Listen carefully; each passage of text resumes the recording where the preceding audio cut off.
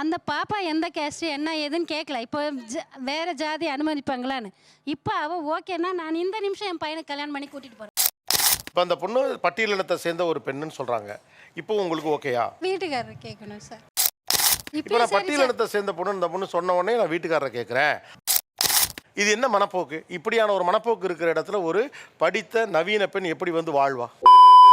ஏன் கிராமத்தில் கல்யாணம் பண்ணிக்க நீங்கள் விரும்பலை? சொல்றேன், மக்களுக்காக சொல்றேன். கிராமத்தில் இப்போ நம்ம மேரேஜ் பண்ணிக்கிட்டோம் அப்படின்னா மோஸ்ட்லி ஏஜ்டான பசங்கள்லாம் இருப்பாங்க சார். ஃபாரின் போய் செட்டில்ட் ஆகிட்டு அப்புறம் தான் மேரேஜ் பண்ணிப்பாங்க. ஓ அப்படியா விஷயம்? இப்போ 28, 29 அந்த மாதிரி தான் மேரேஜ். எனக்கு அலைன்ஸ் பார்த்துட்டு இருக்காங்க. அந்த அலைன்ஸ் பார்க்குற எல்லாருமே அந்த ஏஜ் தான் இருப்பேன். எனக்கு வந்து 23. இதெல்லாம் நம்புற மாதிரி அங்க இருக்குது.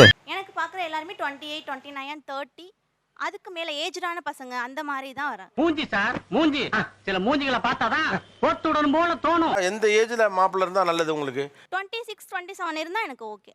ஒரு 29 எனக்கு வேணும். 29, 30% எனக்கு வேணும். இந்த மூஞ்சிக்கு தைக்கணுமா? இங்கேயுமே சென்னையில் நல்லா படித்து யூஜி பிஜிலாம் முடிச்சு ஒரு டிஎல் ஆகிறப்போ 32 வயசாயிரும். சிட்டில வந்து அதை மெயின்டைன் பண்ணுவாங்க சார். என்ன வயசு எப்படி மெயின்டைன் பண்ண முடியும்? லுக்கை தான் மெயின்டைன் பண்ணலாம். மெயின்டைன் பண்ணுவாங்க சார். ஆனா கிராமத்துல வந்து லுக்கு தான் மேட்டரா வயசு மேட்டரா? எனக்கு அது புரியணும். ரெண்டுமே தான் சார். ஏன் சார் இப்ப பையன் வெல் செட்டில்டா இருக்கணும்ங்கறாங்க. ஆமா. ஒரு பையன் டிகிரி முடிக்கவே 23 வயசு ஆயிடுது. அதேதான். அதுக்கப்புறம் அவன் கையை ஊனி கர்ணம் பாஞ்சு அவன் வேலை வெட்டிக்கு போறதுக்கே 25 வயசு ஆயிடுது. ஒரு ஐடி ஃபீல்ட்ல வேலைக்கு போனாலே ஸ்டார்டிங்கே 25,000 ரூபாய் தான் சம்பளம் கொடுக்குறாங்க. ரொம்ப கரெக்டா சொன்னப்பா. இது முதல்ல சொல்லிட கூடாது. இதுங்க கேக்குறதெல்லாம் 50,000 1 லட்சம் சம்பளம் கேக்குதுங்க சார். 27 வயசுல பையன் வேணும் அப்படின்னா அவன் 50,000 ரூபாய் தான் சார் சம்பளம் வாங்குவான். அது இவங்களுக்குலாம் வேண்டாமா சார்? என்ன கொடுமை சரவணன். அந்த தகுதியும் வேணுங்கிறீங்க, வயசும் வேணுங்கிறீங்க. எப்படி பண்ண முடியும்? நாங்க வந்து தங்கமா மாசம் 50,000 60,000 சம்பாதிக்கிற நல்ல திடமான ஆரோக்கியமான பசங்களை கிராமத்துல வச்சிருக்கோம் சார். ஆஹா. இது வந்து 20,000 சம்பாதிக்கிற வயசு தான் முக்கியம், அவுட்லுக் தான் முக்கியம் நினைச்சு இஷ்டப்பட்டு கஷ்டப்படுறதா கஷ்டப்பட்டுக்கமா. சரியான போட்டி. எனக்கு என்னமோ 29 அப்படிங்கிறது ரொம்ப ஏஜ்டான பர்சனா தெரிவாங்களோ அப்படின்ற ஃப்ரெண்ட் சர்க்கிள்ல எனக்கு அந்த மாதிரி தோணுது சார். உன் மனசுல என்ன நினைச்சிருக்கிற? வேற என்ன பயம் கிராமத்துல கல்யாணம் பண்றதுனா? ஃப்ரெண்ட்ஷிப் தான் சார். ஃப்ரெண்டை வீட்டுக்கு கூட்டிட்டு வரலாமா அப்படின்னு கேட்டா பசங்க ஃப்ரெண்டா இருந்தா கூட்டிட்டு வரக்கூடாது. என்னடி சொல்ற? நீ என்ன சொல்ற? இந்த ஒரு ரெஸ்ட்ரிக்ஷன் எல்லா மோஸ்ட்லி எல்லா வில்லேஜ் சைடுமே இருக்குல்ல சார். இப்போ நகரத்து பையன் என்ன பண்ணுவாப்லவா எல்லாரும் கூட்டிட்டு வாங்க அப்படிம்பாப்லையா? சரி, நம்ம இப்படி ஒரு சுச்சுவேஷன் வைப்போம். நீங்கள் ஒரு தடவை கல்யாணம் பண்ணுறீங்க, ஓகே. அவர் தன்னுடைய பெண் தோழிகள் நிறைய பேர் தன்னுடைய நம்ம வீட்டுக்கு கூட்டு வர்றாரு. நீங்கள் என்ன சொல்லுவீங்க? சொல்லு, நீ தான் தைரியமான ஆளு, சொல்லு. சார் நான் அக்செப்ட் பண்ணிப்பேன் சார். எனக்கு இருக்குல்ல சார் அந்த மாதிரி ஃப்ரெண்ட்ஷிப். எனக்கும் பசங்க ஃப்ரெண்ட்ஷிப் இருக்காங்க. அப்படி இருக்கும்போது அவங்களுக்கு பொண்ணுங்க ஃப்ரெண்ட்ஷிப் இருக்கிறதுல தப்பு இல்லைல்ல. உனக்கெல்லாம் பேசவே தெரியல. ஒரே நிமிஷம். இந்த பொண்ணு சொல்றது பொய், உண்மை இல்லைங்கிறவங்களாம் கை தூக்குங்க. நல்லா கை தூக்குங்க. நீ மட்டும் கை தூக்கல, நீயும் தூக்கிடு. தெரியாம தான் கேக்குறேன். இதெல்லாம் ஒரு பொழப்பா? எல்லாம் ரெடியா இருப்பீங்க. யாராருக்கு என்னென்ன பதில் சொல்ல விரும்புறீங்களோ சொல்லலாம். இந்த பிள்ளைய பேசுறத கேட்கும்போது எனக்கு மயக்கமா வருது சார். அட கன்றாவிய, எப்படி இந்த மனுஷன் எப்படி ஆயிட்டாரு பாத்தியா? நானும் ஒரு ஆம்பளை பிள்ளைய வச்சிருக்கிறேன். ஃபாரினுக்கு வேலைக்கு போற பசங்க அங்க இருந்தே ஒரு பொண்ணைய கல்யாணம் பண்ணி கூட்டிட்டு வந்துடுறாங்க. அங்கதான்டா இருக்கு இந்த ஸ்டேட் பாண்டியோட ட்விஸ்ட். சுண்டுனா ரத்தம் வரும், அது சாணியை கரைச்சி தொளிக்குது. எங்க இது? நான் பார்த்தது இல்லை. இதெல்லாம் ரொம்ப ரேரா நடக்கிற கதை. நம்ம அதுக்குள்ளெல்லாம் போக வேண்டாம். இருந்தாலும் கடலமுத்து ரொம்ப ஸ்ட்ரிக்ட்பா. கல்யாணம் ஆகி ஒரு மாசம் கூட ஆயிருக்காது. ஏதாச்சும் விசேஷம் உண்டா கேட்டு நம்மள குத்தியே அவங்க வந்து நம்மள நோகடிச்சிருவாங்க. நெஞ்சமெல்லாம் பொண்ணு அறக்கு தம்பி.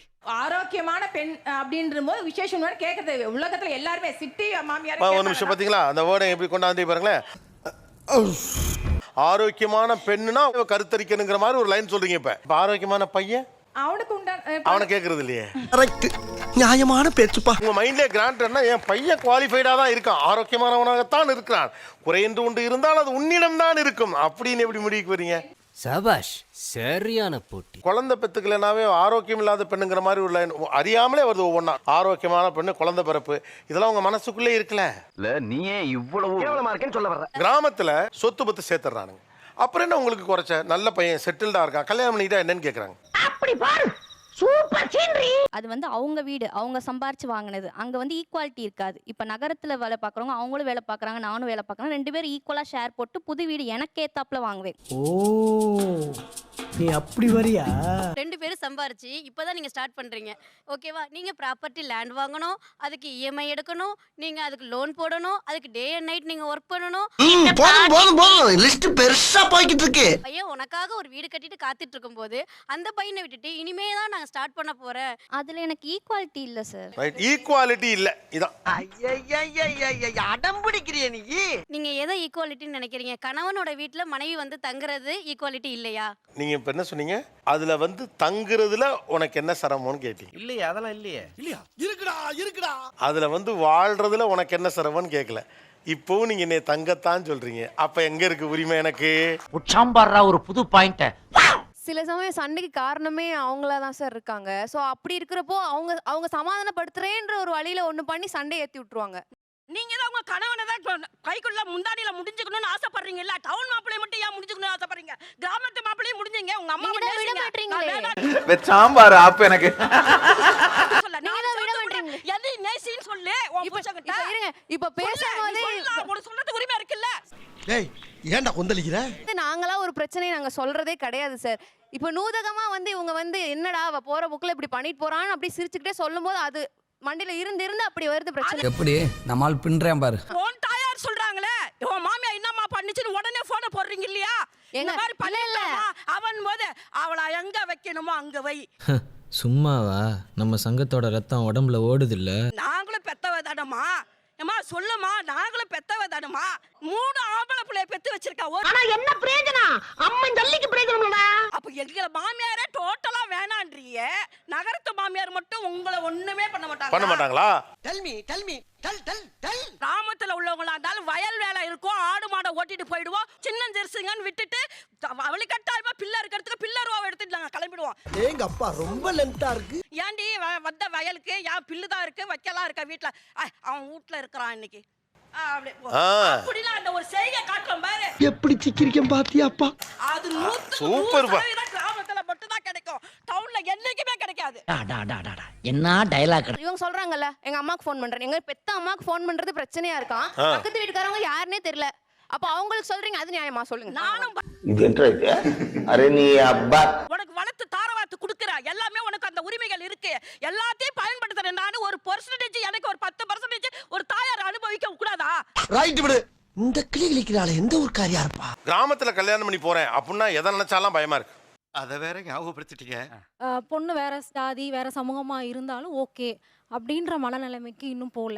காதல் திருமணம் செய்ய முடியாது. கிராமத்தில் காதல் திருமணம் செய்ய முடியாதுங்கிறாங்க. அச்சுச்சோ அவரா? இப்ப எல்லாமே கிராமத்துல லவ் மேரேஜ் அக்செப்ட் பண்றாங்க சார். லவ் மேரேஜ் அக்செப்ட் பண்றாங்க, வேற காஸ்ட்ல அக்செப்ட் பண்றாங்களான்னு தான் கேக்குறாங்க. டெஃபினட்டா அக்செப்ட் பண்றேன் சார். இதெல்லாம் நம்புற மாதிரி அங்க இருக்குது. அந்த பாப்பா எந்த கேஸ்ட் என்ன ஏதுன்னு கேட்கல. இப்போ வேற ஜாதி அனுமதிப்பாங்களான்னு. இப்போ அவ ஓகேன்னா நான் இந்த நிமிஷம் என் பையனை கல்யாணம் பண்ணி கூட்டிட்டு போறேன். அப்படி பாரு, சூப்பர் சீனரி. சரி, நான் ஓப்பனா என்னோட கேஸ்ட் சொல்றேன் சார். நான் வந்து ஒரு எஸ்சி. அவனை மாட்டாடா என் பம்பர கட்ட மண்டையா. காதல் திருமணம் அனுமதிக்கப்படுது. இப்போ எம்பிசி ஒரு பிசி ஒத்துக்குறாங்க. ஒரு எம்பிசி எஸ்சியை பண்ணுவாங்கன்னா ஒத்துக்க மாட்டாங்க. ரொம்ப கரெக்டா சொன்னப்பா. இது முதல்ல சொல்லிருக்கூடாது. அந்த எஸ்சிலையுமே 3 பிரிவினர் இருக்கு.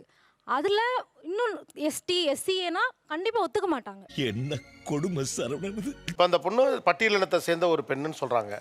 இப்போ உங்களுக்கு ஓகேயா? Okay sir. இல்ல முதல்ல இந்த ஸ்பீடு இப்ப இல்லையேன்னு கேக்குறேன். வீட்டுக்காரர் கேட்கணும் சார்.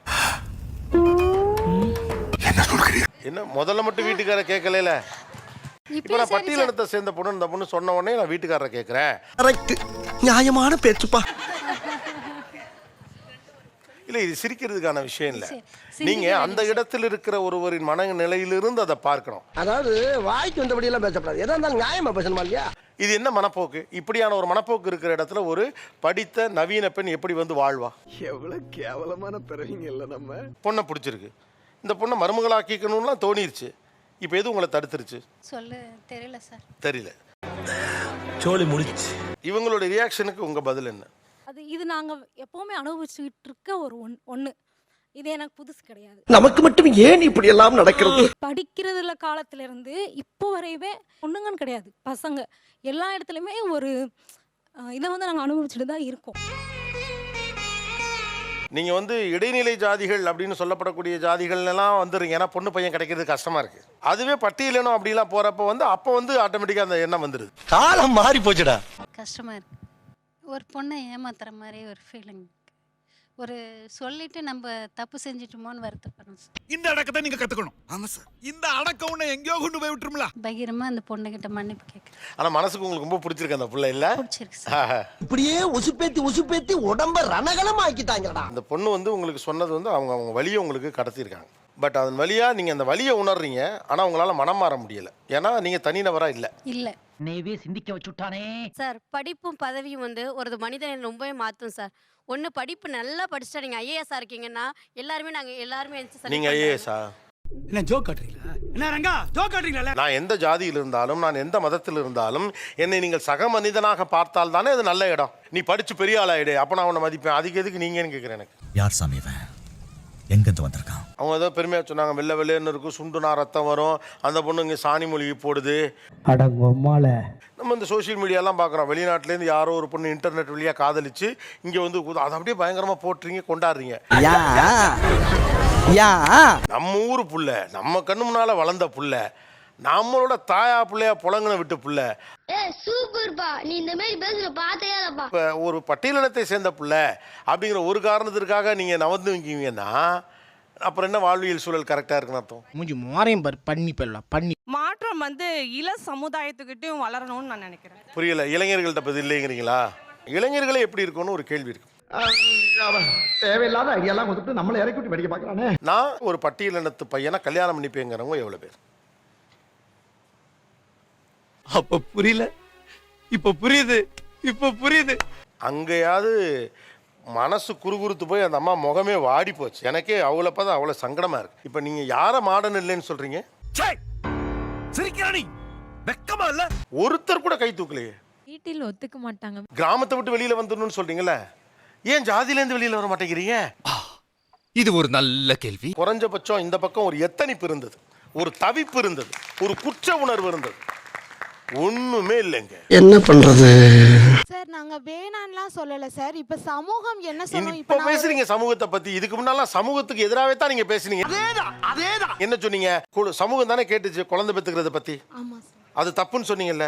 இப்பயே அந்த சமூகத்தை பத்தி கவலைப்படுறீங்க நீங்க. என்னப்பா செய்யறது? விதி விளையாடுச்சப்பா. நாயே நீ விளையாண்டு போட்டு விதி மேலேண்டா பழி போடுற. ஊர்ல இருக்கவங்க முழுக்க பழைய ஆளு, அவனுக்கெல்லாம் மாடர்னிட்டி இல்ல, அவங்களாம் ரொம்ப பிற்போக்குவாதிகள்னு சொன்னீங்கல்ல. நீங்க யாரு? எரும மாடு ஏரோப்ளேன்ல போக ஆசைப்படலாமா இல்ல கட்ட வண்டிதான் கப்பல் ஏற நினைக்கலாமா? சின்னதுல இருந்தே வந்து அப்படியே சொல்லி வளர்த்துட்டாங்க சார். உண்மை அதுதான் சார். டக்குன்னு சின்னதுல இருந்து அல்ல 5 மணிக்கு எந்திரி, இந்த ட்ரெஸ் எல்லாம் போடக்கூடாது. ஐயோ எல்லா பக்கம் மனக்கட்டுறான். மாமியார் பேச்சத்தான் கேட்கணும், போற இடத்துல என் பேரை காப்பாற்றணும், அவங்க முன்ன பின்ன இருந்தாலும் அனுசரிச்சு போகணும்னு தானே சொன்னாங்க. அது எல்லாத்தையும் உடைச்சாச்சுல. அப்புறம் இதை மட்டும் ஏன் உடைக்க கூடாது? உடைக்கணும் சார், கண்டிப்பா உடைக்கணும் சார். ஐயா, இவ்வளவு நாளா மூடி கிடந்த அறிவு கண்ணே நீங்க திறந்துட்டீங்கயா. நீங்க கிராமத்திலேருந்து இப்ப வெளியில வந்துருங்க, எல்லாரும் நகரத்து பையனை கட்டிக்கலாம். ஆனா இதே தாட்டோட தான் நீங்க இருக்க போறீங்கன்னா நகரம் என்ன கிராமம் என்ன? உங்க பொண்ணான கையை கொண்டு அந்த பெண்ணில தட்டிடுங்க. அவங்களுக்கு சப்ஸ்கிரைபர் 5-10 ஏறுனா அவங்க மனசு சந்தோஷப்படும்.